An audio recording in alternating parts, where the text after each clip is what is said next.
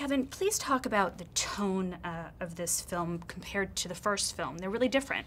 They're very different. You know, the Captain America: The Winter Soldier is an action film, is a thriller, contemporary. The thriller takes place almost entirely in the modern day. The first film was a World War II film, and that was very important to introduce the character of Steve Rogers. His origin is in World War II. But at the end of that film, we find him in the modern day. In Avengers, of course, we see his first adventure of the modern day. So this film was really all about Steve's experience and finally coming to terms with living in the modern day. And that gave us an opportunity to make a very, very different film. In this film, Steve is cemented in the 21st century. Yeah. Now that he's at this point, where do you see his character evolving? Well, you know, in the comic books, he spent majority of his time in the modern time in comics. So most of his stories take place in the modern day, but they're always informed by his early experiences in the past. So we see that going forward. How do we take an adventure he had in World War II and use that to inform whatever his modern day adventure will be going forward? So we think majority of his adventures will certainly continue to be in the modern day. And working with the Russo brothers, two directors, how was that? Was it helpful to have more of a team, a directorial team? It was great. I mean, the Russo brothers have done an amazing job for us on this movie. First time we'd ever worked with two directors, so we weren't quite sure what to expect. But you know, they've been director partners for many years. They've been brothers their entire life, so they certainly have the banter down pat. Was there one overriding factor that led you to them, or just a sense? You know, at Marvel, we have a very simple way that we choose directors. They have to have done something that we thought was really cool, at least once. It doesn't have to be another big movie or big visual effects movie or big action movie. And the work they had done on TV in particular, a television series called Arrested Development, a television series called Community, which is much cooler than any televised sitcom has any reason to be, because they're very, very clever and they elevate material.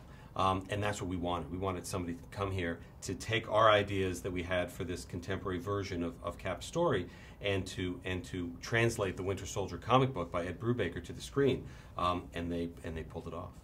So speaking of translating the comic book to the screen, was there a discussion as to whether to follow the stories traditionally or to add new stuff in there? How did that evolve with the script? Well, you know, we always start with a pile of comics and a blank sheet of paper. That's how all of our movies start. And in this case, the comics were Brubaker's run on Cap, which was the Winter Soldier run, because it was so well done.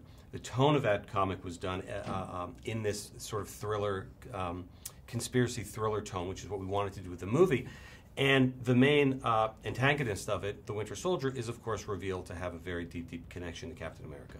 And whenever you can find a villain that has such a personal connection to your hero, you run at that chance to do that. So we changed some things because we wanted the movie and the story has to take place in our cinematic universe that we've built over almost 10 movies now. But mainly we wanted to keep to what the comic had established. So what does this dynamic between Captain America and the Winter Soldier bring to Steve's character? What does it force him to do? Well, so much of this movie is about him coming to terms with the fact that he can never go back to where he's from, to the 1940s. He doesn't have a time machine. So just when he thinks he's finding his place in this world and he's learning how to deal with this new world, something from the past comes back and unsettles all of that. And that, of course, is the Winter Soldier. Something from the past teams up with the Black Widow, and this time really is a team with her. Now, they're opposites in many ways. Talk about that pairing and how it informed both of those characters in the storyline. Well, we knew the exciting thing for us was that in this film, Steve Rogers 100% in the modern day and is working for S.H.I.E.L.D. So more so than Iron Man 3, more so than Thor: The Dark World, Captain America: The Winter Soldier takes place in the world of the Avengers.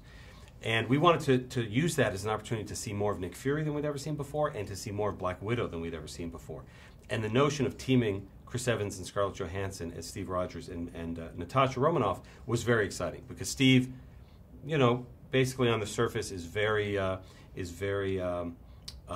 you know, what's good, what's bad, black and white, has a very moralistic center. Black Widow, of course, has been a spy since she was a little girl, and she deals, like Nick Fury does, in these shades of gray. So the notion of pitting those two together was going to add to a lot of fun conflict. And just wanted to mention Robert Redford being a part of this project in the cachet that he brought. Why was it so important to have him as the character Alexander Pierce? Well, it is a highlight of our careers at Marvel that Mr. Redford came on board to be in this movie. This film was designed to be a big Marvel action film, but at the same time be sort of a political thriller. And when you look at the best of those political thrillers from the 70s, almost all of them were starring Robert Redford. 3 Days of the Condor was a big influence for us on this film. And he recognized that, I think, and I think he wanted to be in a film like this, and he has grandkids who are fans of our films, thank goodness. So it was an amazing experience working with him on this movie.